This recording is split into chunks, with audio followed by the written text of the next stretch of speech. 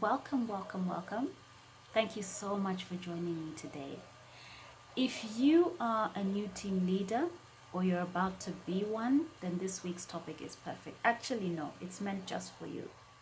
It's all about finding your feet, building a relationship with your new team while getting work done at the same time. Let's jump right into it. Tip number one, get to know your team. Spend time getting to know your team from your perspective. Start on a clean slate. If you've been given any pointers or any tips by supervisors or peers about your team, bear them in mind, but do not put them at the forefront of the opinion that you're going to form of your team, the professional opinion. So in this process, you're going to see strengths and weaknesses. Try to get a sense of the working culture that's prevailing and also the team dynamics. Who are the influential team members? Who are the divisive team members? Who are the unifying team members? So all that information is going to come from getting to know your team from your perspective, through your eyes, through your experience of them. Don't forget, however, that your team also needs to know who you are. So be yourself. Share some information about your family, your hobbies, and more importantly, be very clear on what your vision for the team is and what your expectations are. So for example, if you expect people to show up for meetings on time, make it very clear that that is an expectation that you expect to be upheld. Second thing is be flexible. Be open to new ideas, to different ways of doing things, to different ways of solving problems. The more open you are, the more open your team is going to be when you bring up new ideas or suggest different ways of doing things that they've been doing the same way for years and years. And in order for them to be open, you need to be encouraging them to speak freely. And this also in turn means that you need to be ready to receive any type of feedback. Maybe what you perceive to be negative or positive. And when it comes to negative feedback, which is for most of us difficult to take, prepare yourself. Be open to it. If it means keeping quiet when it's being given, do that. Actually, it's advisable to do that. And then if you can sleep over it, but if not, take some time, come back to it and assess it when your emotions have calmed down, and you'll definitely be more objective as you look at it. And also make time for your team. If you want them to speak freely, there may be times when they want a one-on-one session with you. And if they email you, they call you, or they ask to meet with you, don't be too busy. Make time for them. This is the time that you're building trust, remember?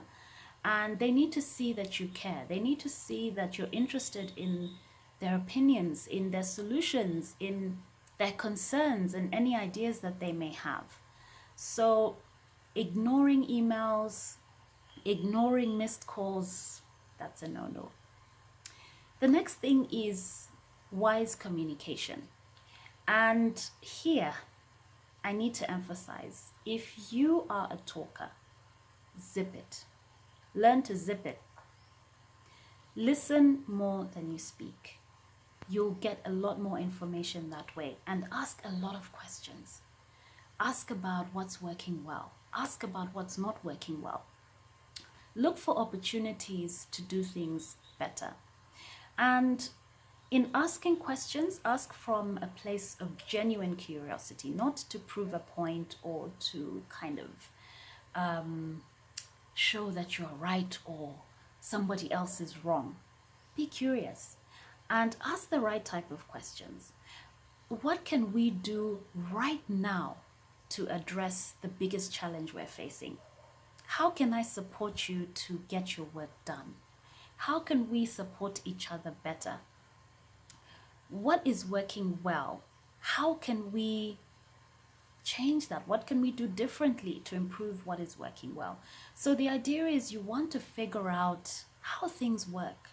You want to look for opportunities where you can improve, but you want most of this to come from your team, and then you build on it and refine it.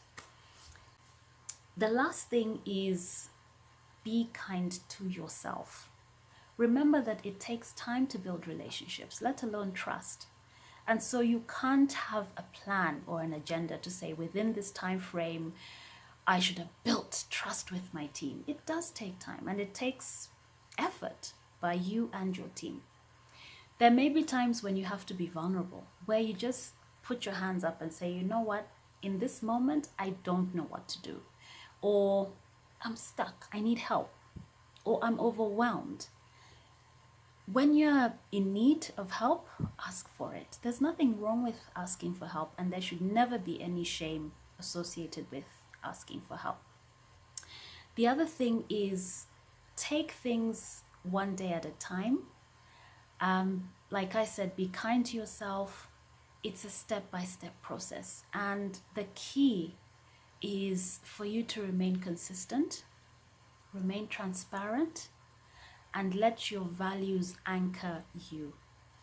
What do I mean by that? I mean, when you're in doubt, use your values, lean back on your values and ask, is what I'm about to do aligned to my values? Let me give you an example. Let's say that one of your team members brings a payment for your approval. And before you've even had a chance to go over it, she says, oh, no, don't worry. Your predecessor would just approve these payments automatically because they were so regular. But your intuition is saying, I need to check. And more importantly, your values are telling you that, I'm used to doing the correct thing and I'm used to adhering to policies. So I need to check. If you feel that strong sense of intuition and you assess and you see if this is aligned with your values, in this situation, check the supporting documents like your life depends on it. Do what feels right. If you need my help, I'm just a click away. Just call on me and I'll really try my hardest to help you out. Stay blessed.